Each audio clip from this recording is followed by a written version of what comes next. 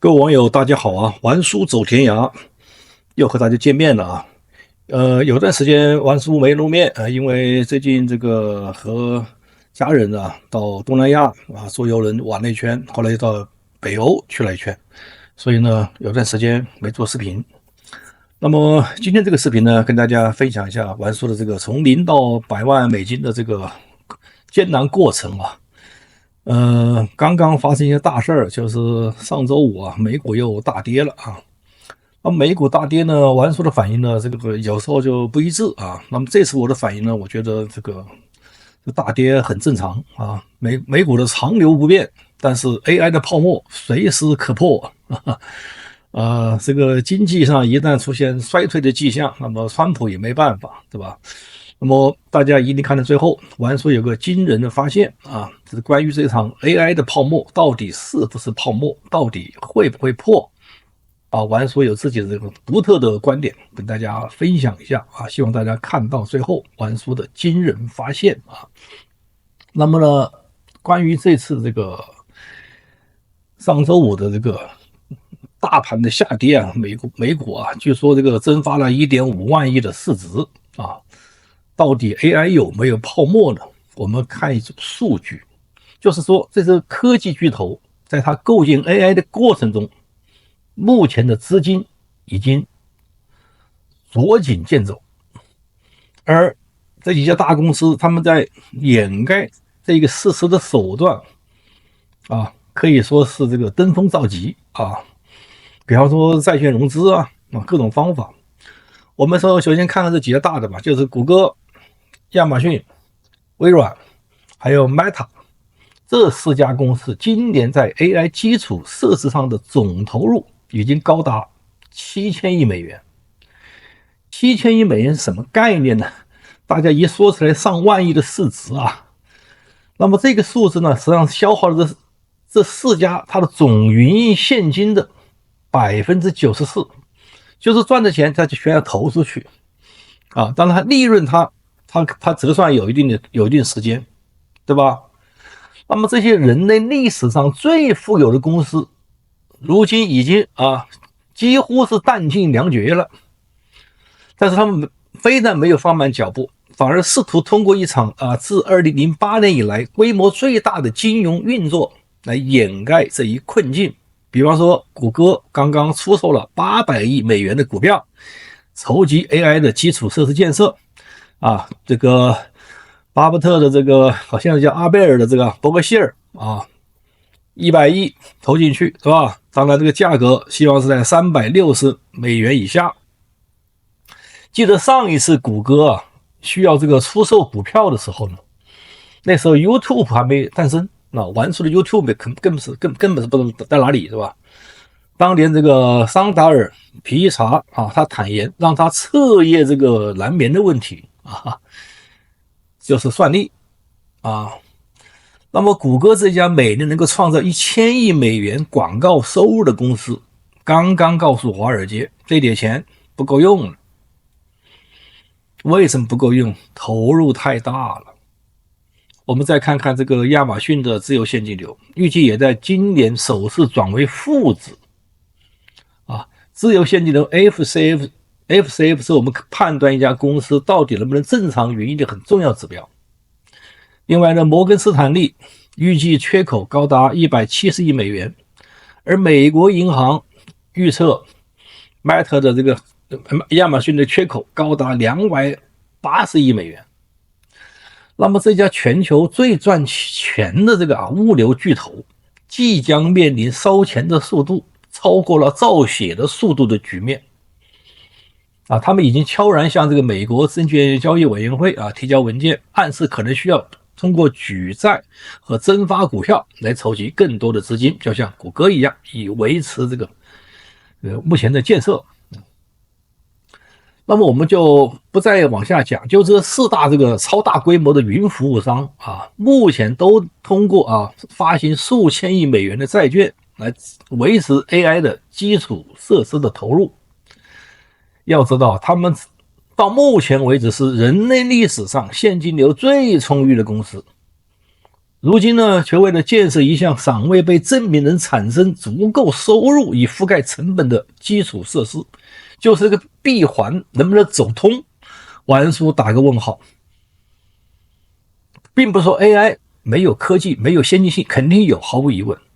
那麼他們這樣背負沉重的債務槓桿，能不能玩得轉？最後，這是問題所在。現在我們看看啊，裂痕已經開始出現了，像博通啊，玩叔也關注的啊，博通它生產着驅動谷歌、Meta、OpenAI 和Anthropic 啊，這最流行的運行的定制的 AI 芯片。那麼本周呢，就上周啊，它的 AI 業務收入同比增加了2倍，總銷售額增加了 48%， 利潤的表現也遠超華爾街的所有預期。然而，博通的這個結果換來了什麼呢？博通公司的市值在短短一個交易日蒸發了3200億美元。他的首席執行官叫 Hock Tan， 我們把它翻譯為中文叫陳福陽啊，在財報的電話會議上揭示了關於 AI 行業的3個事實，大家可以聽一下玩叔的說法啊。一個事實就是谷歌已經開始尋找更便宜的 AI 芯片的替代方案，而博通這個貴了。那麼博通開始放棄銷售完整 AI 系統的策略，轉而退守利潤率較低的裸芯片的銷售業務。那麼儘管聲稱需求前所未有，但是首席執行官卻拒絕上調全年的業績預期。那麼這一舉動啊，足以揭示他在幕後所看到的真實情況。首席執行官看到的肯定比我們普通人看到的多，他不願意上調。當華爾街聽到這3家公司的消息後啊，就瘋狂拋售了。華爾街的反應還是非常快的，甚至拖累了 AMD、英特爾以及整個芯片板塊啊，都開始往下拉。所以呢，當一家公司的人工智能收入翻了3倍，卻僅僅因為增長速度不夠快而遭到市場懲罰時，這意味着什麼呢？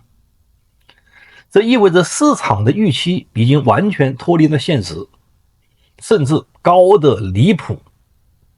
我們不得不防啊！有人說泡沫正常，是的，泡沫在初期正常，但太大了就不正常。更可怕的是，更令人擔心的是什麼呢？就是這些公司啊，都構成了你退休賬戶的核心。你像這個美國的 401k 計劃是吧？很多退休金、養老金賬戶。你像蘋果、微軟是吧？亞馬遜、谷歌啊、Meta、英偉達，他們佔據了標普500指數的多少的權重，30%左右的權重。所以無論你是否有意為之還是無意為之，就是你去買指數基金，對不起，那就肯定投了幾個大公司了。所以你的這個 401k 計劃或者加拿大的養老金，他們也投美股，他们都投美股。所以大家，你只要這麼做，買這個指數基金、退休賬戶，你就被動的壓住了，不管你有意無意。所以這些公司都在宣稱 AI 將創造數萬億美元的收入，但目前賬面現實是，他們正率先投入數萬億美元，寄希望於未來獲得相應的收入回報。如果能產生，那麼可以，但是產生不了，對不起，這些投入就是你的押注，搞不好押錯了。所以說，如果收入能跟上投入，這將成為人類歷史上規模最大的基礎設施建設。它的規模要說起來了，超過當年的鐵路建設，當年的互聯網的普及。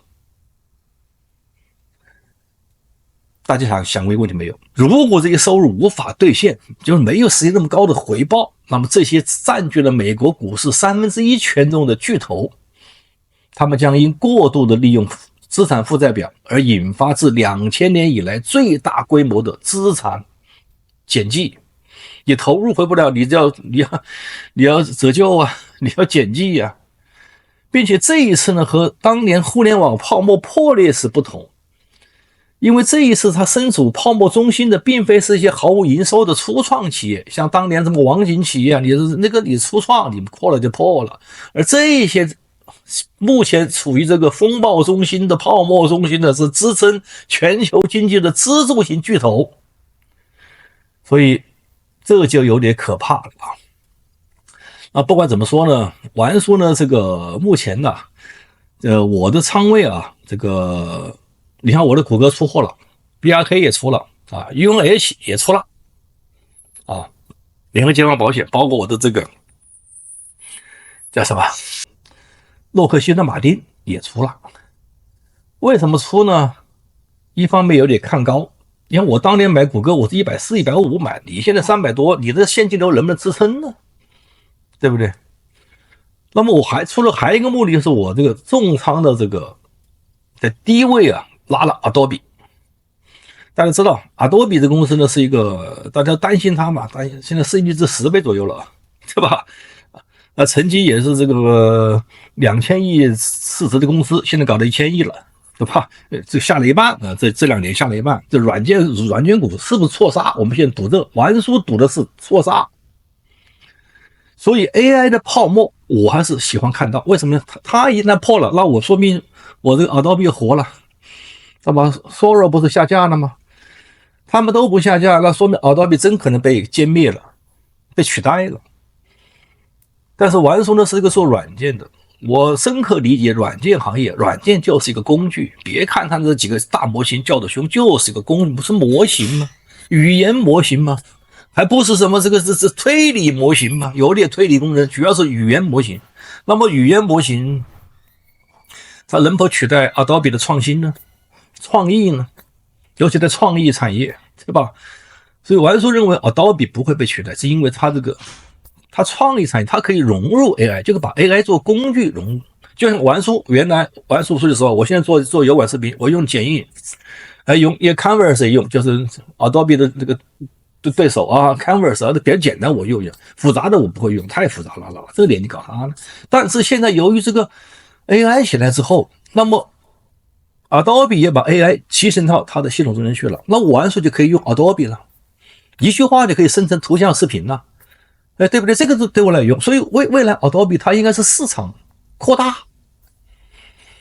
6月11號它的2季度財報馬上要出來，玩書就開賭了啊。對吧？正好有世界杯開幕了啊，是吧？6月11號、12號，對吧？所以玩書再賭一賭看，所以我希望這個 AI 的泡沫啊，適當的破滅，還有利於美國股市的長流嘛。你漲太高，天天漲，連續9連陽、10連陽，那你這個風險，你是只要瞎買就掙錢，那這你想想看，這都不合邏輯。所以玩書只要是上漲，玩書從來不追高，管你什麼東西我都不追高。我現在就看這個算指標，算股東盈餘，大家知道吧？這個原來算這個每股收益是吧？每股收益市盈率都是以每股收益來算的啊。每股收益還有這個非標準會計算啊，這個還有這個標準會計算，對吧？那麼標準會計算更嚴格，但是每股收益有個問題，什麼問題呢？有的企業它可以把某些資產賣了，看着這個把有的賺錢的東西把它賣了，是吧？把賺錢的公司把它賣了之後，那個選擇當年收益很高，這個是吧？所以它這個收益呢，它還打問號。所以後來我們看 FCF 就是自由現金流。當然，自由現金流的一個問題，就現在有些這個資本支出了還是必須的，對不對？你像這次阿貝爾100億準備去入股這個谷歌，我估計他也是認為這個谷歌呢，這個投入未來投入雖然很大，但是是必須的。未來還有更高的收入，它壟斷的這個搜索入口地圖入口也油管的入口太厲害了。所以他們賭谷歌還是可以成，但其他的不好說。像微軟能不能成呢？是吧？我們現在不談這個問題，就是說我們算這個公司能不能算的賺錢，我們有一個重要指標。就是原來從每股收益到自由現金流，到後來巴菲特搞了個股東盈餘，就是要把這個資本這塊、支出這塊是維持這個支出的，和投入之後是未來要獲得更高收入的，這個分開，把這兩個資本該減的減，另外呢就把這個股權激勵這一塊，對不起，減掉。也算成本呢，也算這個人員投入成本的。你這不減掉，這個讓這個公司不好賺。所以玩書現在算 Adobe 和算這個 PayPal，我就肯定把這個股權激勵這份減掉。然後你要重資產公司，對不起，那你的資本支出就比較大了。那麼輕資產公司，你像 Adobe 你們不用投資那麼多，跟別人合作就行了，那可以少減一點點資本支出，否則減多了，你說不定玩書上就上那個每股股東盈餘，這是巴菲特最後算法啊。股東盈余你騙不了人，对吧？你10倍市盈率，10倍啊，按他來算，10倍市盈率就比較低，你15倍就偏高，20倍就更高，30倍，30倍投入的錢我30年才拿回來啊！玩書也是搞过经营的人，对不对？你看我們當年公司賣出去就賣個5倍，是吧？哪還搞是幾十倍？想都想不敢想，對不對？幾十倍好難賺咯，對不對？所以呢，從微觀來看，玩書希望這個泡沫破滅。玩書 Adobe 就會起來，對吧？否則你這個 Adobe 也起不來。那所以玩書現在是這樣考慮。我現在跟這個達里歐啊，達里奧啊，就是這個橋水基金的經理，我的觀點也是這樣，就看空啊，就認為是泡沫。我也同意這個大空頭麥克巴瑞的觀點啊，據說麥克巴瑞也建倉了這個 PayPal 啊，對吧？從200塊錢跌到現在這是40塊錢，對吧？某些觀點跟他們一致啊。我雖然學習巴菲特，學習價值投資，但是我的觀點不能完全跟阿巴爾一致，對吧？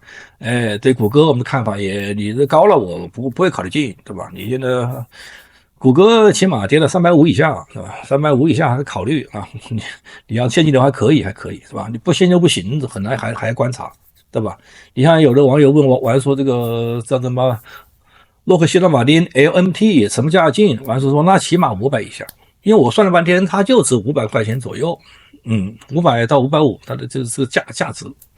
那你要進它了，那起碼得打個這個8折要吧，對不對？450往下走是吧？500以上就不考慮。谷歌也是一樣啊。所以呢，玩書是目前是這樣一個看法，希望這個泡沫適當的破滅。然後呢，可以低位建倉，並且呢，Adobe能夠起來這是玩書這個看法。另外呢，談到這個經濟這塊，美國經濟玩書一直有個觀點，就是美國經濟呢，在拜登時期已經開始下行了，但是被拜登政府掩蓋了。那麼川普來之後呢，拉動一波起來，包括這個基建投資啊、AI 啊，這個國外的資本回流啊、美國製造業回流啊，拉一波起來。但拉不起來呢，但是現在通脹呢，由於這個伊朗戰爭呢打得有點高，是吧？雖然美聯儲主席換人了但是降息未來到底降不降，現在還不知道。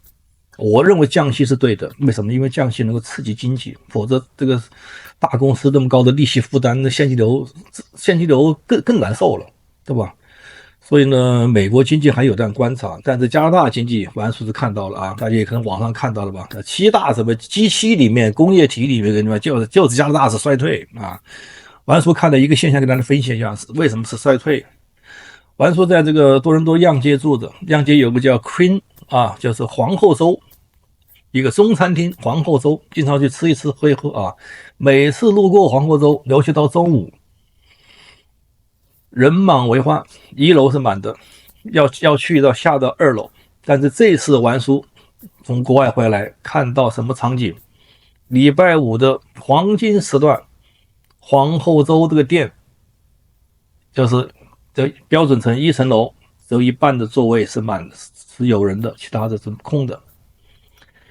別看這些小指標，有時候很關鍵。我覺得玩書原來看了一篇文章說美國有個美妓女嘛，說我知道經濟漲跌。別人問他你怎麼知道？他說我們這個做妓女行業的，對不起，生意好的時候大家都來了，生意不好就不行了，對吧？那這經濟反應很快的這是一個強需求像吃飯一樣是強需求。